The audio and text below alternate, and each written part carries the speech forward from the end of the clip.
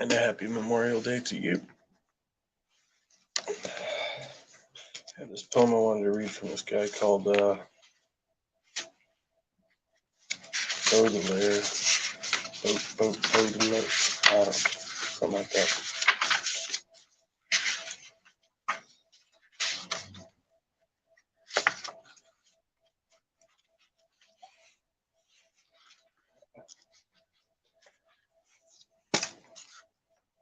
Which is the real one?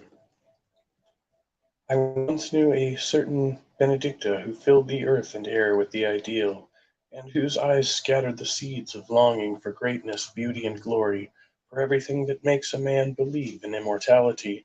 But this miraculous girl was too beautiful to live long, and so it was that, only a few days after I had come to know her, she died, and I buried her with my own hands.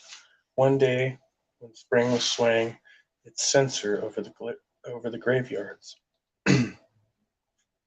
I buried her with my own hands, and shut her into a coffin of scented and incorruptible wood, like the coffers of India. And while my eyes still gazed on the spot where my treasure lay buried, all at once I saw a little creature who looked singularly like the deceased, stamping up and down on the fresh earth in a strange hysterical frenzy, and who said as she shrieked with laughter, "Look at me, I am the real Benedicta, a perfect hussy. And to punish you for your blindness and your folly, you shall love me as I am." But I was furious and cried, "No, no, no!" And to emphasize my refusal, I stamped so violently on the earth that my legs sank into the new dug grave up to my knee, and now, like a wolf caught in a trap, I am held fast, perhaps forever, to the grave of the ideal.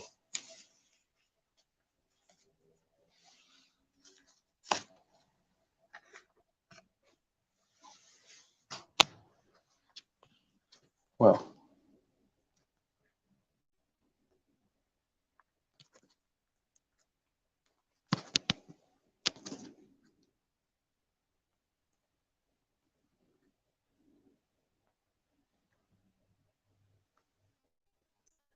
'tis Monday, the 29th of May, 2023, 2:30 p.m.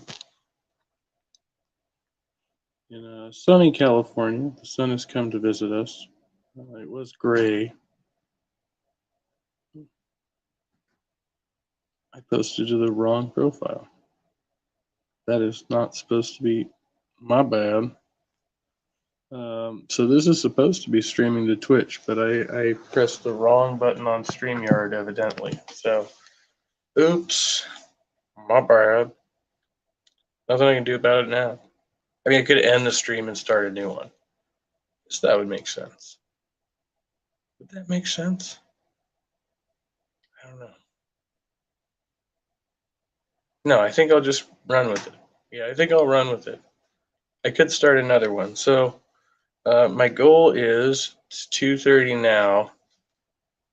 I don't get to have. I had a cigarette just before I started this stream, and I tried calling my bank, but of course they're closed 'cause it's a holiday. Um,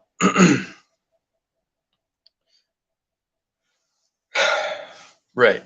So I'll just run with it. So my objective is to run on for 2 hours and no cigarette, no cigarette until 4:30. Yeah. I just came out of a couple streams. I know Brojo is streaming live. He ended his stream, and we had a fundraiser for Pop Culture Curator over at, and I keep having trouble with the name here. Anyway, the link is in the description box there for that fundraiser, which is also ended now. It went on for a few hours earlier, and there's a link. Once you follow that link, there's another link to donate if you can.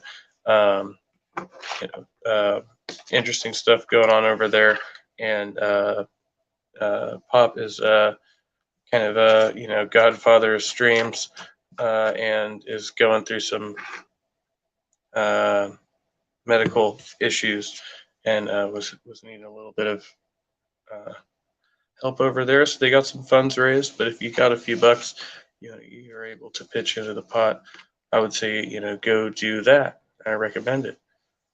Melvin, good to see you. It is all only a test.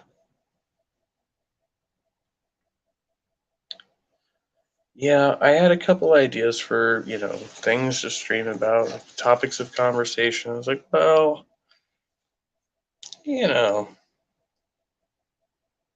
just let the conversation go where it goes, if it goes at all. Otherwise, you just talk about your own shit. You know, good at doing that over here. I drew this fucking a long time ago.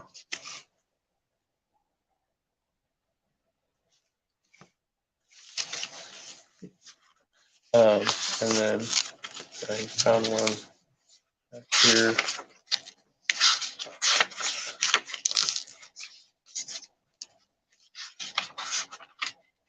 My daughter and I playing tic-tac-toe, all scribbly. And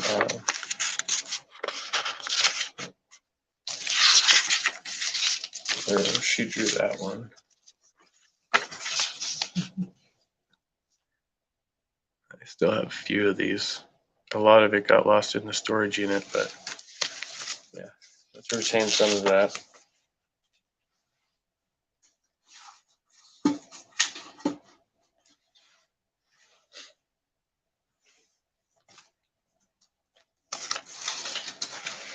Just maintain for a little while longer. I contemplated naming this stream "Where's Wild Heart" and talking about that, and then they were talking about it on Brojo's channel earlier. So I was like, all right, so now I can't talk about that because we're already talking about Wild Heart on Brojo's channel. Yeah, I actually had a story to tell about it too, but I was like, yeah.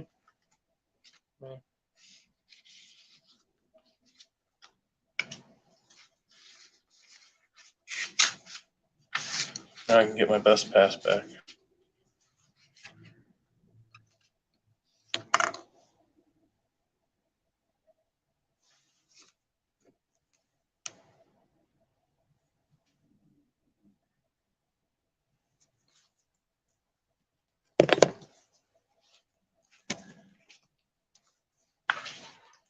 My admiration for Buffon has never made me blush even before the young writers of my generation, but it is not that painter of majestic nature I would call to my aid today. No. Today I should prefer to appeal to Sterne, to whom I would say, "Descend from the skies or rise from the Elysian fields, sentimental jester, incomparable jester, and inspire me with a song worthy of you on behalf of the poor dog, the faithful dog. Return astride that famous ass of yours, which always accompanies you in the memory of posterity, and above all let him not forget to bring along, daintily held between his lips, your immortal macaroon. Away, academic muse! I'll have nothing to do with that pedantic old prude. No, I invoke the friendly, lively muse of the cities to help me sing the song of the faithful dog, the mangy dog, the pitiful dog with fleas, except the poor man whose companion he is, and the poet who looks upon him with a brotherly eye. But the devil take your pedigreed fop, the vain, impertinent, quadruped King Charles, Dane, pup, or lapdog, always so pleased with himself that he darts around visitors' legs, or bounds indiscreetly into their laps. He is as turbulent as a child, as stupid as a prostitute, and often as surly and insolent as a servant. Above all, the devil take those four-legged snakes called greyhounds, that do nothing but shake and haven't enough flair to pick up their own master's scent, not enough sense in those flattened heads to play dominoes. To their baskets with them, all those tiresome parasites, back to their silken and tufted baskets. For I sing the mangy dog, the pitiful, the homeless dog, the roving dog, the circus dog, the dog whose instinct, like that of the gypsy and the strolling player, has been so wonderfully sharpened by the necessity, marvelous mother and true patrons of native wit. I sing The luckless dog who wanders alone through the winding ravines of huge cities, or the one who blinks up at some poor outcast of society with his spiritual eyes, as much as to say, "Take me with you, and out of your joint misery we'll make a kind of happiness." Where do dogs go? Nestor Raqueplan once asked in an immortal article which he has doubtlessly forgotten, and which I alone, and perhaps Sainte Beuve, still remember today. Where do dogs go, you ask? Unobservant man, they go about their business. Business appointments, love affairs, through fog, through snow, through mire, under the canacular sun, in pelting rain they go, they come, they trot, and skulk in and out of carriage wheels driven by their fleas, their passions, their needs, and their obligations. Like the rest of us, they rise betimes and go seeking their daily bread, or running after pleasure. Some of them sleep in tumble down shacks on the outskirts of the city, but regularly every day they come to town at the same hour to beg for alms at the door of some kitchen, the Palace Royal. Others in bands trot 5 miles or more to share the meals that certain old maids prepare for them, poor virgins who offer their unemployed hearts to dumb beasts, since stupid men have no use for them. Others who, like runaway negroes mad with love, leave their countryside to come frisking around a lovely city bitch who is, I'm afraid, a little negligent as to her appearance, but proud nevertheless and grateful. And they are very punctual without memoranda, notebooks, or card cases. Do you know lazy Belgium? And have you admired, as I have, those sturdy dogs harnessed to the butcher's cart, the milkman's or the baker's, and who make it plain by their triumphant barking how happy and proud they are to be the horse's rival? And here are two dogs that belong to an even more civilized order. Allow me to take you to the room of an itinerant clown who is, who is himself absent for the moment. A painted wooden bed without curtains and with rumpled and bug-stained blankets, two cane chairs, an iron stove, a few dilapidated musical instruments. Oh, the dreary furniture! But look, if you please, at those two intelligent personages dressed up in such sumptuous and such shabby suits, with troubadours or soldiers' caps on their heads, who are watching with all a sorcerer's vigilance,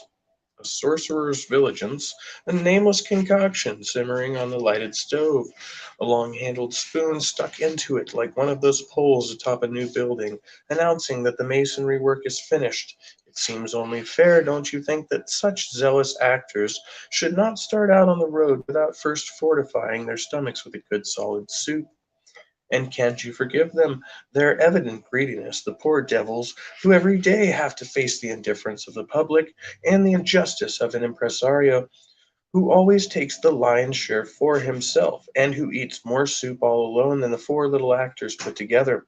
How often have I stood watching them, smiling and moved by these four-footed philosophers, willing slaves, submissive and devoted, that the Republic's dictionary might very well designate public benefactors, if the Republic were not too busy making men happy to waste time giving dogs their due.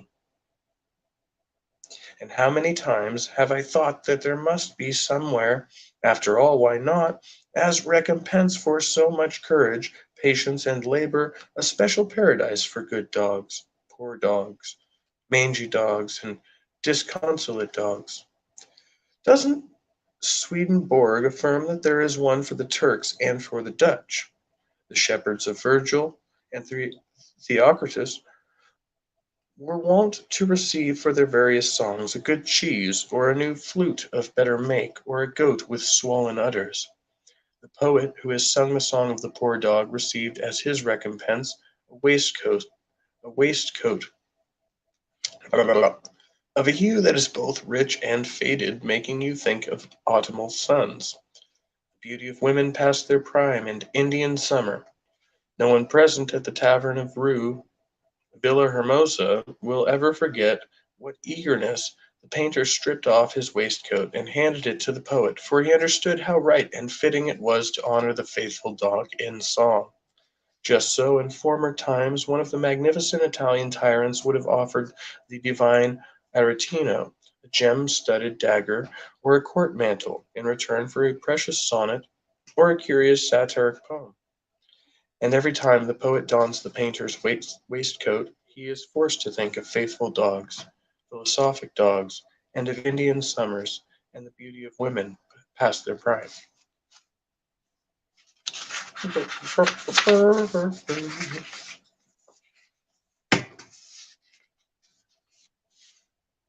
Poems from the Flowers of Evil.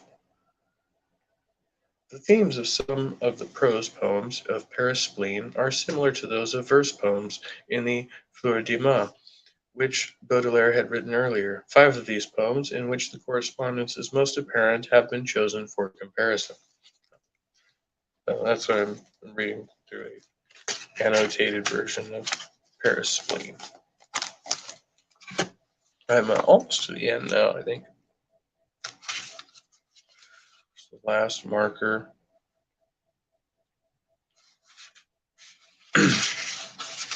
Oh, that was the last marker. Okay, so now we're at this one right here.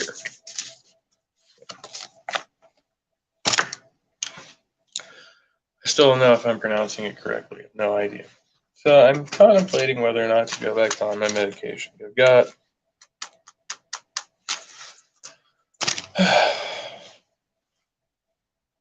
let's see, so that's 3, 6, 9. I've got about 100 days worth of this medication, I guess.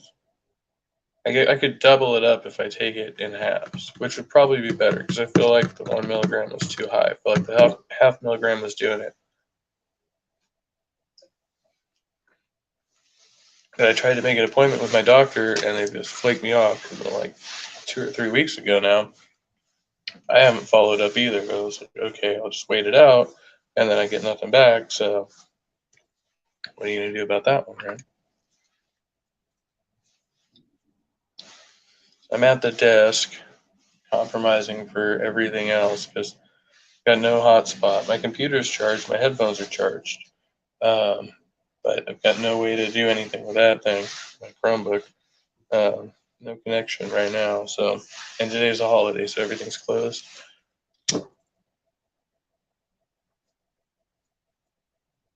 Happy Memorial Day.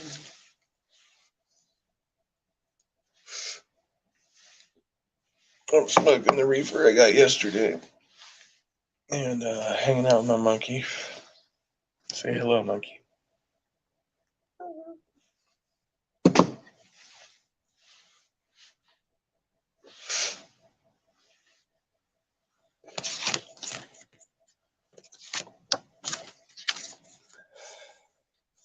I've got half a burrito over here. I'm going to smother it in cheese, put it in the microwave, and finish it off. That's my plan for right now. And if anybody wants to come in, there should be links out and around. I put it up on the wrong channel, man. It's supposed to be on Twitch. I did not put it on Twitch. I put it on my music channel, which you might see. I don't think you can see that in the comments here. That's Kevin Lentini Music. KevinLentinimusic. I spelled it. Okay, yeah, no, that's my name. Don't wear it out. Actually, don't. Yeah. So, but I have that music channel. I got like 10 subs over there. It's super small, but I've got a few acoustic tracks I've done and a couple of tracks I've done with my bands, and another one that I've been working on with my friend Tobin and his wife Kendra over here, and I need to finish that up. It's been a while. I've been sitting on that one, so I'm super excited to release it. I just haven't had the opportunity to. I need to record a good vocal track, and pretty self-conscious about that right now. So just hasn't been the right time. We'll get there. We'll get there.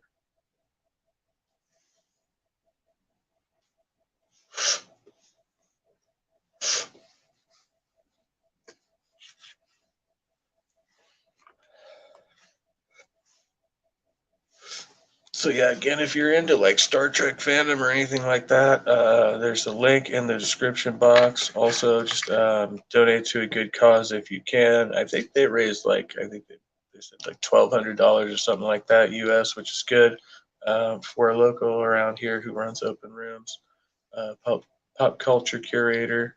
So wanted to plug that one. I don't think they're doing anything on his channel for that. They just, tried to set up a separate thing. So, but definitely a worthy cause, I think. He's got some legit medical issues going on, and health insurance in California is fucked, as I know from my experience. So, got the hospitals coming after me. Luckily, they can't sue you, but that doesn't keep them from harassing the fuck out of you, just being a pain in your ass, and then you can't get the fucking care you need if you're trying to deal with the same people. You just have to keep bouncing from doctor to doctor until you get fucking tired of it. It's kind of what I've seen and from my experience.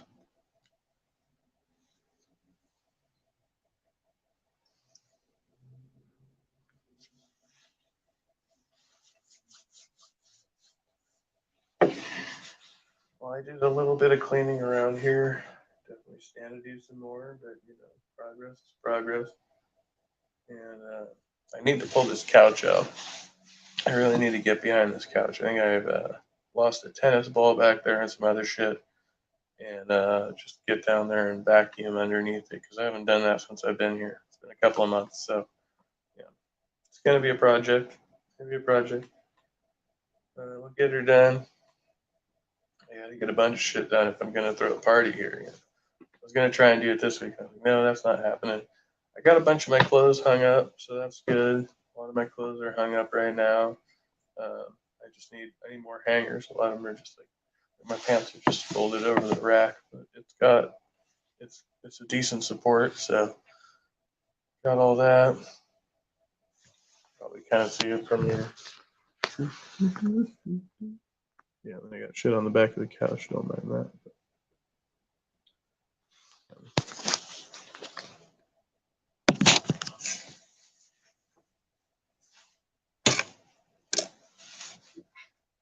Yeah, I feel like yesterday was definitely a test for me. For people who weren't around, I was like out and about, riding the train most of the day, living on the edge, but I was trying to meet my obligations, familial stuff, and I got my fucking visitation got. I didn't get to visit my kid, right? And I traveled a long way to be there and all that good stuff, and spent my money, and then just like no call, no show. It's like, oh, cool. I guess I'm fucked today, and so it's all right. I mean, I made the best of it, but that was what happened. So just kind of coming out of that, it was like a little test of, are you gonna blow up today? Are you gonna make a scene out of this? Are you? Because it definitely, you had all those thoughts in your head. You're like, I could break some shit right now. I go on a motherfucking rampage. But no, I don't, I try not to do those things. I was a little bit precarious. Or is that what, no, precocious when I was younger? Is that what, yeah, precocious is the word. Yeah, I'd be a little bit extra like that. But I'm not, I'm trying not to do that anymore. Precocious. Is that right? No, I would break some shit. I ripped the fucking bathroom door off the hinges one time.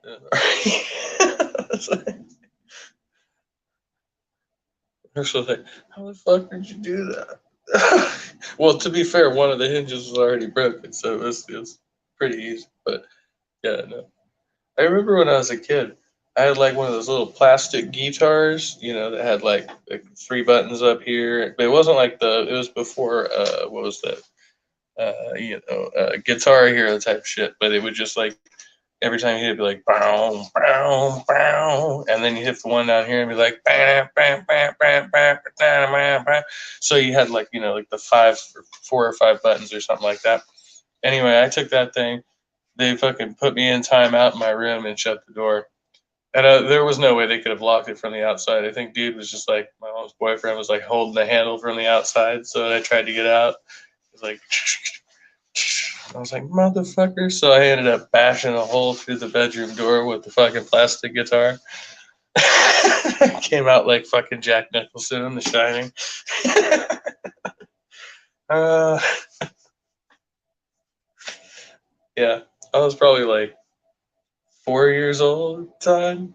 So yeah, that was not a good night. 3, 4 years old. I don't know. It's hard to recall. But I remember that shit. I remember it clear as day. I'm like, oh, you locked me in? Fuck you. Put my guitar through the wall, motherfucker. uh, good times, good times.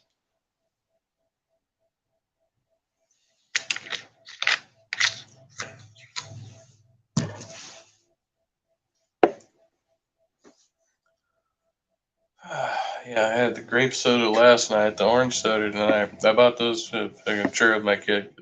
Like shit like that. I saved this bag of chips because I don't eat those ones.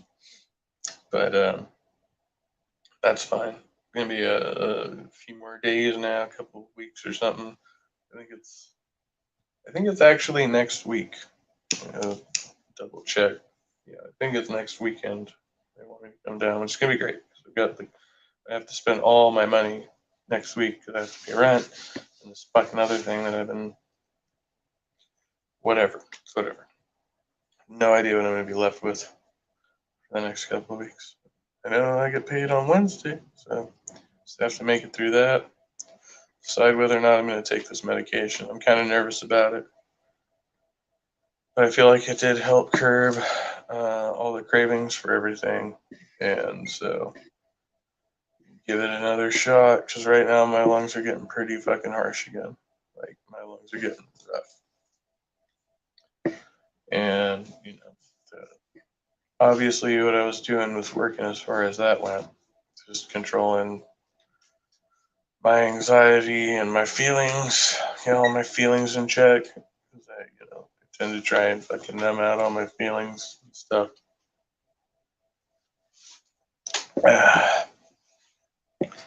That's not what we should be doing. How long has it been? I haven't even made it 30 minutes. Definitely have the urge to smoke.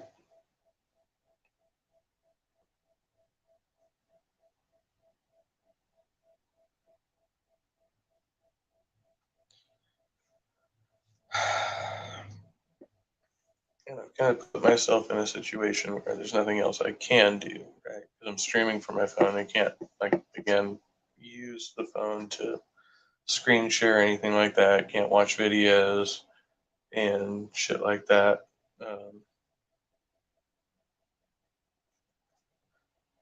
so if nobody comes by, I didn't put open room. See, I thought about that too when I was making the title. I was like, well, I should put open room in here. And I was like, nah, I do that all the time. Everybody knows it's an open room. No, no. And I didn't schedule it ahead of time. I just fucking went on and went live. Fuck it, I'll do it now because Brojo ended his stream. And God, I can't for the life of me fucking remember the name of this channel.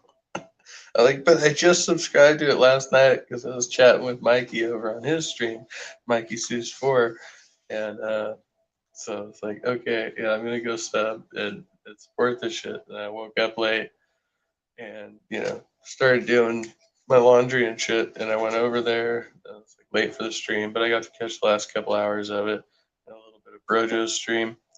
And I'm like, fuck it, I'm just gonna do this now because I realized the bank was closed, and I tried to call over there. Okay, well, most of the places, the official places that I need to get a hold of, are going to be closed too. So, all right, cool, cool. So, let's let that one fucking ride. So, I figured just do it now, do it live, and read some poetry. kind of chillaxing.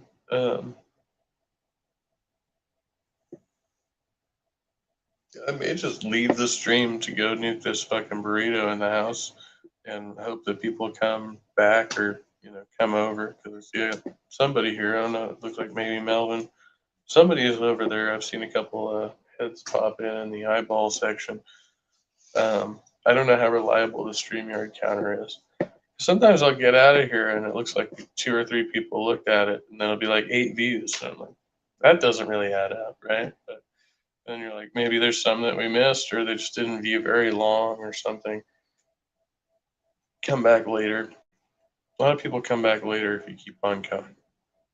Shit, I've been talking for 30 minutes now. It didn't really seem like that long. It did when I was thinking about having a cigarette. And now I'm thinking about having a cigarette again. I'm like, yeah, it's 30 minutes. But I said 2 hours, right? I said 4:30. That was the objective. But now, if I go off camera to make a burrito, I can't prove that I didn't go out to have a cigarette. So I would have to take the camera inside with me. Interesting. Or you just have to take my word for it.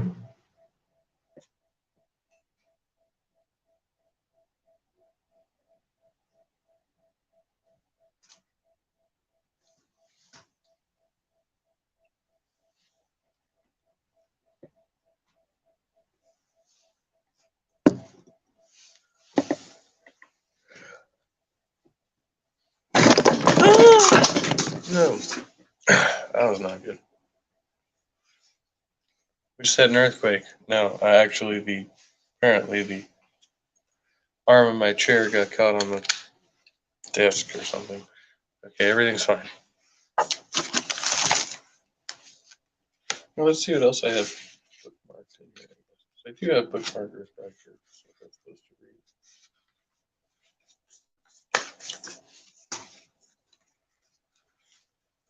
The Rope to Edouard Manet. Illusions, said my friend, are as innumerable perhaps as the relations of men to each other and of men and things, and when the illusion disappears, when, that is, we see persons or things as they really are, detached from ourselves, we have a strange, complex feeling, half regret for the vanished phantom, half agreeable surprise at the appearance of this novel, of this real thing, and if there is one obvious, ordinary, never changing phenomenon of a nature to make misapprehension impossible, it is surely motherly love. It is as difficult to imagine a mother without mother love as light without heat. Is it not, then, perfectly legitimate to attribute all a mother's acts and words in regard to her child to mother love? And yet, let me tell you this little story in which you will see how I was singularly deceived by this most natural illusion. By my profession as a painter, I am impelled to scrutinize attentively every face, every physiognomy that comes my way. And you know what delight we painters take in that faculty which gives more zest and significance to life for us than for other men. In the out of the way neighborhood where I live, and where great grassy spaces still separate the houses, I used to watch a certain little boy whose eager, mischievous face appealed to me more than any of the others. He posed for me several times, and I would disguise him, sometimes as a little gypsy, sometimes as an angel, sometimes as the mythological Cupid. I painted him with the vagrant musician's violin, with the crown of thorns and the nails of the cross, and with the torch of Eros. Finally, I came to take such delight in the youngster's drollery that one day I asked his parents, who were very poor, to let me keep him, promising to dress him well, to give him a little money, and not to impose on him any tasks more onerous than cleaning my brushes and running my errands. After he had been well scrubbed, the boy was really charming, and the life he led with me seemed to him paradise compared to that in his parents' wretched hole. Only I must say the little fellow often astonished me by strange fits of precocious melancholy, as well as by an immoderate craving, soon manifesting itself for sugar and spirits. It had come to such a pass that one day when I had noticed that, in spite of my many warnings, he had been pilfering again, I threatened to send him back to his parents. I then went out, and my affairs kept me away for a considerable time. What was my horror and stupefaction when, opening the door, the first object that met my eyes was my little man, the mischievous little companion of my life, hanging from the wardrobe over there. His feet almost touched the ground. A chair, which he had evidently kicked out of the way, was overturned beside him. His head was convulsively twisted to one side, his face swollen, and his eyes wide open, stared with a terrifying fixity that gave the illusion of life. To take him down was not as easy a task as you might think. He was already stiff, and I felt an inexplicable revulsion to letting him drop to the floor. I was obliged to sustain his whole weight with one arm while, with my free hand, I cut the rope. But that was not at all. But that was not all. The little wretch had used such a thin rope that it had sunk deep into the flesh, and to free his neck I had to dig for the rope between the swellings with a pair of fine scissors. I neglected to tell you that I had in the first place called lustily for help, but my neighbors had refused to come to my assistance. True, in this, to the prejudice of civilized man, who, I do not know why, will have no part in the affairs of the hanged. Finally, a doctor arrived, who declared that the child had been dead for several hours already.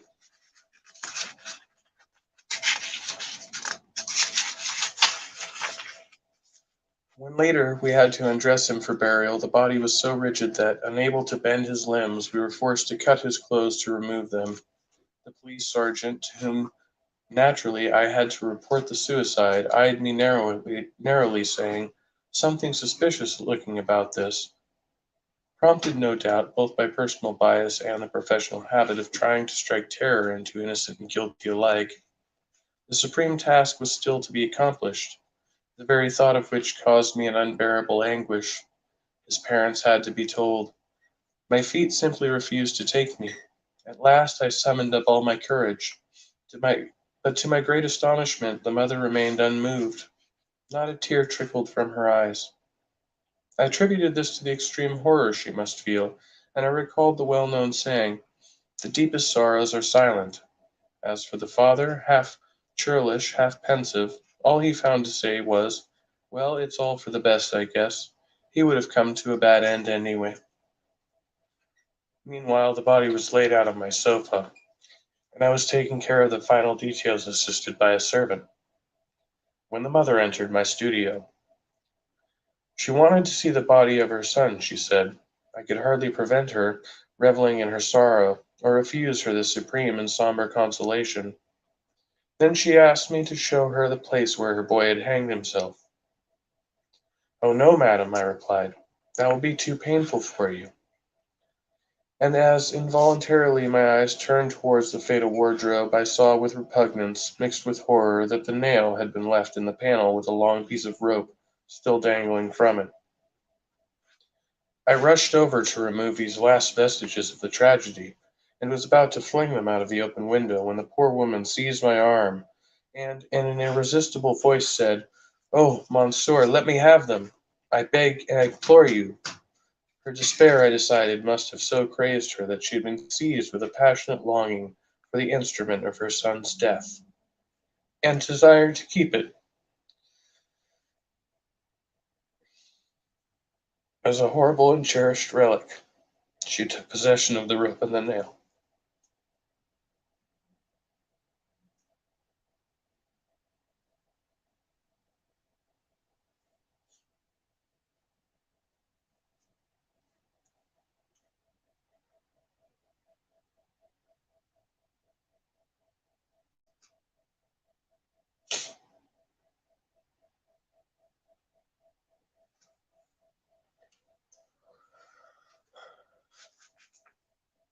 Excuse me. At last, at last it was over. There was nothing more for me to do but go back to work,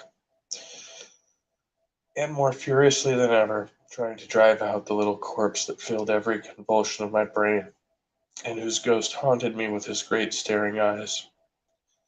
But the following day I received a pile of letters, some from tenants in my own building, some from neighboring houses. one from the first floor, another from the second, another from the third, and so forth and so on. And, in a half playful style, some jokingly trying to hide the eagerness in their request, the others grossly brazen and misspelled, but all with the same object in view, to persuade me to let them have a piece of the fatal and beatific rope. Among the signatures, I must say, there were more women's than men's, but I assure you they did not all come from the lower classes by any means. I have kept those letters. It was then suddenly that it dawned upon me why the mother had been so anxious to get possession of the rope, and the sort of trade she was contemplating for consolation.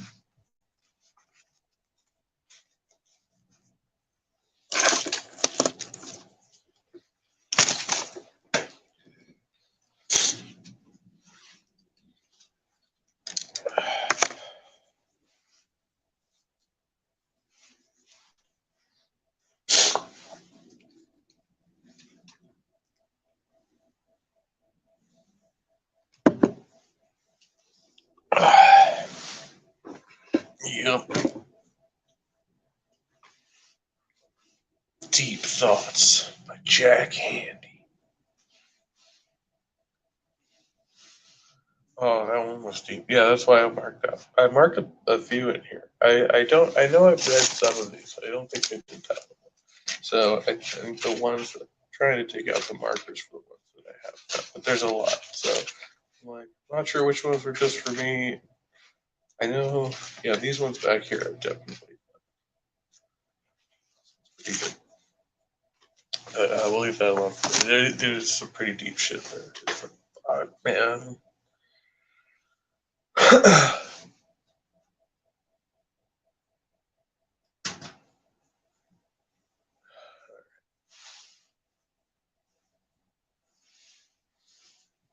43 minutes. I had Melvin in the side chat, people watching, hanging out. I didn't get this up on Twitch, so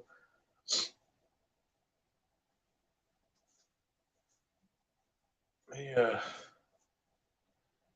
may make a burrito and then switch. Let's see, how does this work out? Then we can switch it over, and I can split it up so I could do a stupid monkey here and Twitch. So now we do a Facebook music channel, and so now we'll do. Okay, yeah. I'll do the other half of the hour on the other two channels. See what happens. Yeah, good. All right. So.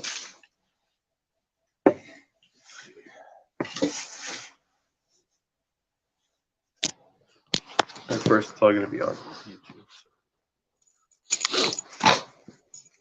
Oh, excuse me.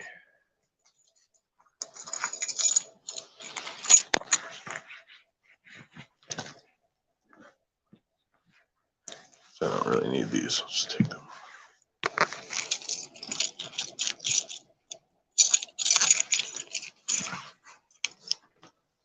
Let's figure out what I was doing for a second.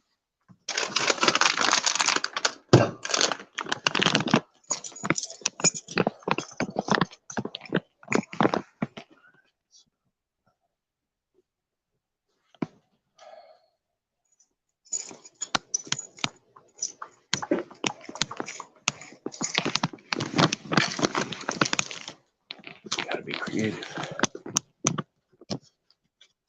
I work with a limited amount of space and dishes, so I'm like, the container I put my salsa in has a hole in the bottom.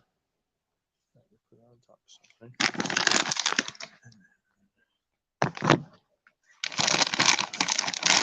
And on top of it, just flies in here. And she's sticking.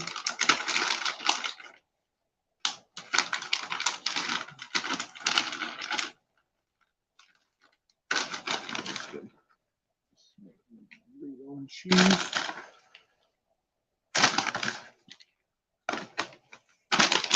Put it in the microwave.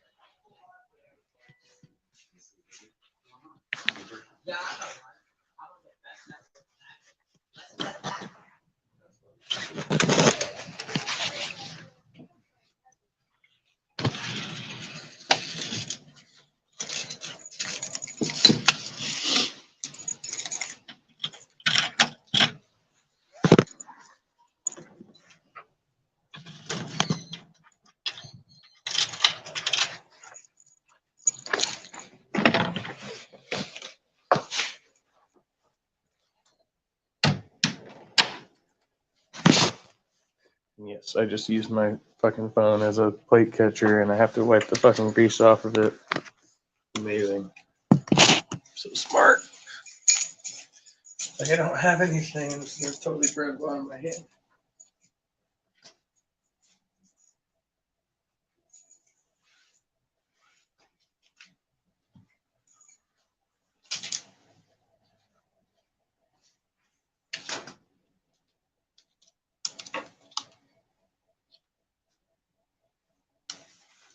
Okay. Mission completed. Mission accomplished. I guess it's not really accomplished to me, but I used a tiny little plastic fork because I used it to stir my coffee this morning. And I haven't washed it yet, so try to keep clean dishes. Oh, that's good to be burnt, yeah. Love burnt cheese. Greasy as fuck.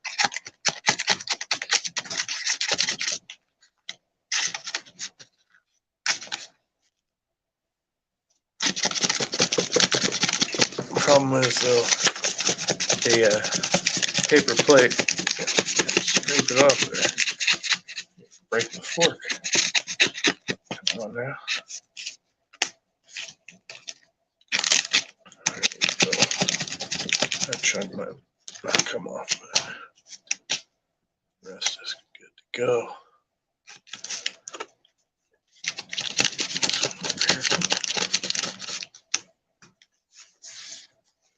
Fucking weird food shit, man. I have the harmonica. I can play harmonica, but I don't have any other instruments over here right now. I've got my record player, but my records are up in Sacramento, and I don't have an antenna for it. I think I can just like clip some of the speaker wire off and use that for an antenna, though. Maybe I've seen that done before. It's kind of janky, but works. I got the TV, but I haven't even tried to plug it in since I moved it across the room because I don't have the right wires to hook the DVD player up. I got like 5 DVDs. Got out of a free box down the street. They look like they're in good condition.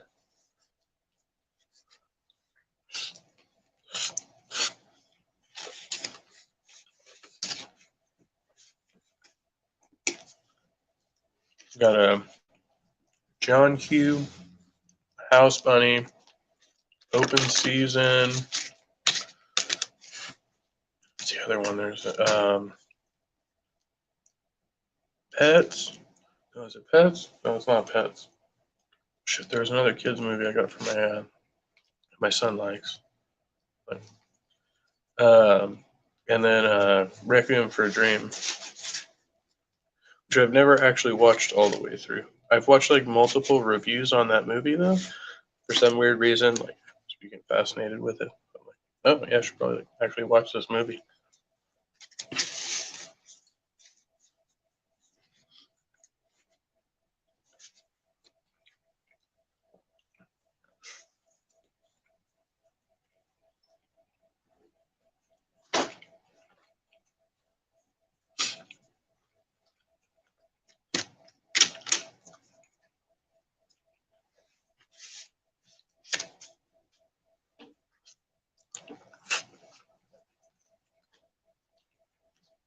Not bad. I paid. I have a receipt.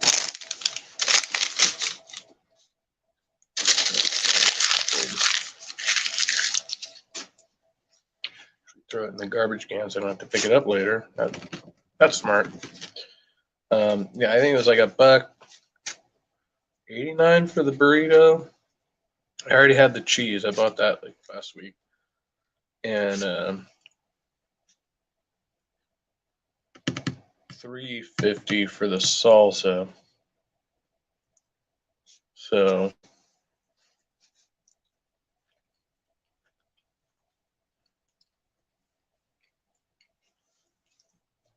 Yeah, $6 or something. I don't know, whatever that evens out to. Makes sense.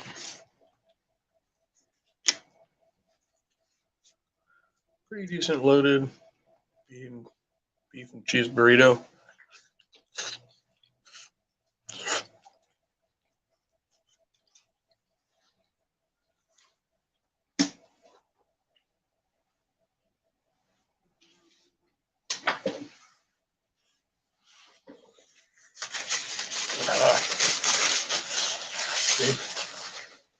Civilized.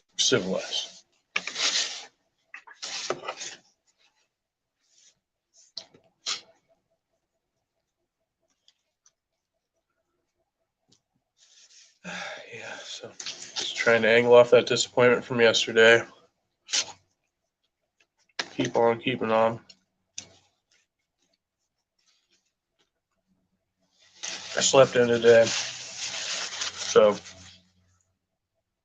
looks like I slept for about 10 or 11 hours or something. It was pretty deep. I tried to keep myself up as long as I could last night. It was like 11:30, and then I woke up. Yeah, well, I woke up like 9:30 when my 9:30 alarm went off, but I snoozed it 9:45, and then woke up again. It was like 10:30, and I was like, okay, well, I'll just stretch out, and I did that. But then I ended up falling asleep again. I woke up the third time. It was like, like 11:30, and I was like, oh shit, I better get up. So I did that. And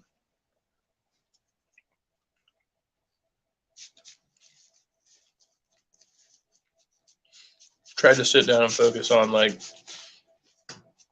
other things outside of whatever else I was craving. I was like, okay, I'm just gonna sit down and wait till like my mind stops. Like my mind's like darting around the room. I've been coughing my ass off all morning. It's usually when I wake up because I can't breathe because I have to like change position or something. Be able to fucking hawk something up out of my lungs. And then I finally get it up and I feel fucking exhausted again and I go back to sleep. So you got that part. And then, I was thinking about like all the stressful shit I had to do today and all these people I had to call, not thinking, well, it was a fucking holiday, so you can't even call them anyway. So then I tried a couple times. I was like, by the time I called the bank, I was like, oh, okay, yeah, that's right. None of these fucking people are going to be open anyway, so I have to wait it out. No fucking choice, right? So, so they get that through. So I'm like, okay. So, but yeah, like first thing in the morning, like all that shit was like going through my head. I don't want to smoke. No, I don't want to smoke anything. I don't want to drink. No, I don't want. I'm gonna drink some water. And I was like, okay. I got stretched out in bed a little bit, and I have this injury to my hand. I need to get looked at because you can't really see it too much, but there's like a divot in my hand and like a little indentation here and a bruise right here that keeps coming. And I definitely feel my range of motion is cut. So I think when I fell off my scooter, it hasn't fully healed since then, and I don't know if I should go get it checked out. It's not swollen visibly or anything, but there is some bruising and like tissue damage, and I don't know if I'm just walking around with something broken in there or something. It's been like a month or something. I don't know. It was on the stream here, so I have evidence of it somewhere. I didn't fall while I was on the stream, but I talked about it like right afterwards. But anyway, so I did all that.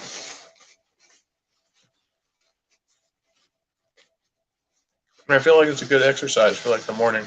So like when you wake up, like not thinking about all the stuff you have to do, just back up. I woke up and I was like, okay, what? After I had my water, I sat up and got all combobulated and stuff. I was like, okay, I'm gonna have some coffee. I actually have a cup of coffee right now.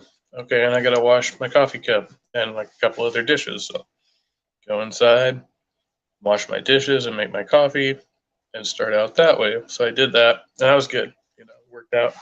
I talked to my roommate a little bit and I was kind of in and out. And, kind of as I started to get flowing, got my laundry going as I was having my coffee. So, got to get in on the streams there, and I kind of, I was in and out of the streams a bit, so I wasn't too focused on that at the time. Just to get all my things going, get started on like vacuuming and stuff like that. I moved my plant around a little bit, my tomato plant, which is outside now because it's sunny out.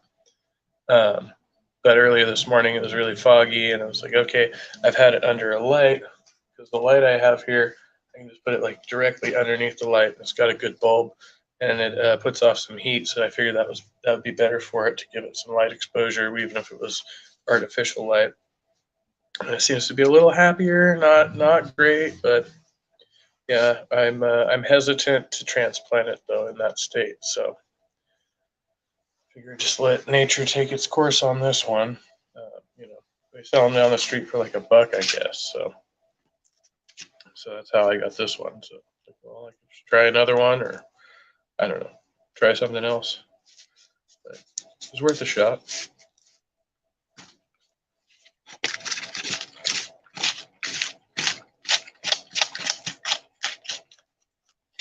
So yeah, got a good start to the morning. So hopefully more productive day.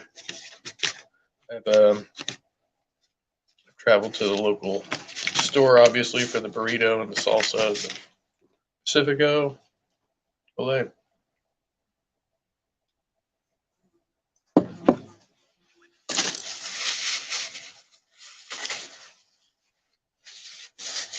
But both of those are within like close walking. Like there's a store literally a block from my house. Like you have to go out over here, down by the church, across the street. There's the local store, and they've even got like a little market in there.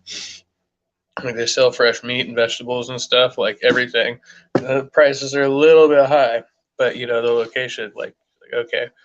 But then you have the market down the street, a little more reasonable, which is the second one I went to.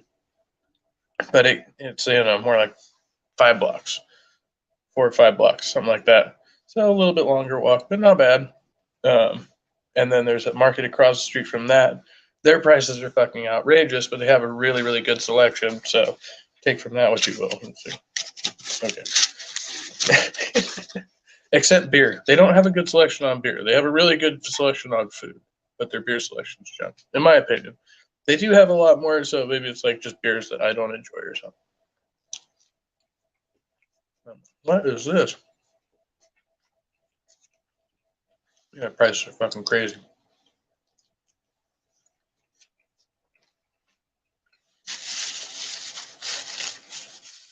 And then you have the grocery outlet down here. Another one takes about 10 minutes to walk to. But I'm used to shopping at fucking Walmart. Even though I despise Walmart, I go there because their prices are always super low.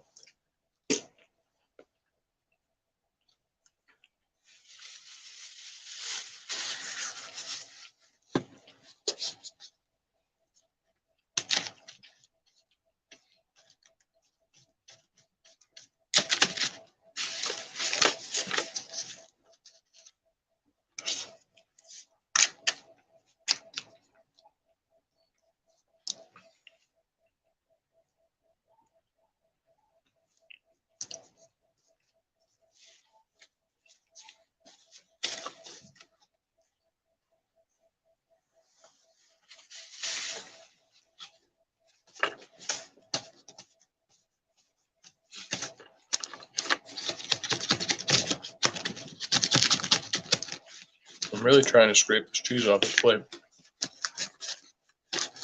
Be good fodder.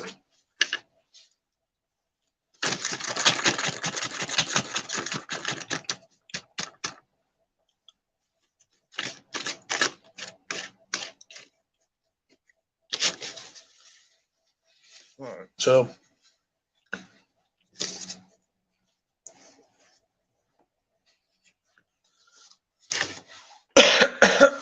here, there we go. 103 and something. So yeah, like I think I was saying earlier, grab these plates.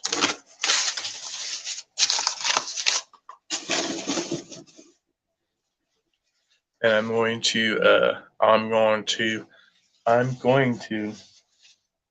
switch the stream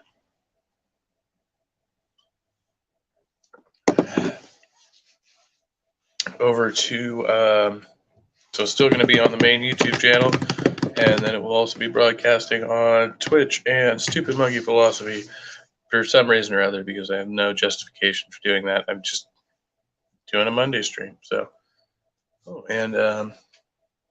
this is, the line is, do they just post a video? It's not going live? Anyway, it's going live in 30 minutes if you're into stuff like that. I think Drunken Peasants are live. There's a couple other new videos up. So, yeah. But we'll be right back after these messages.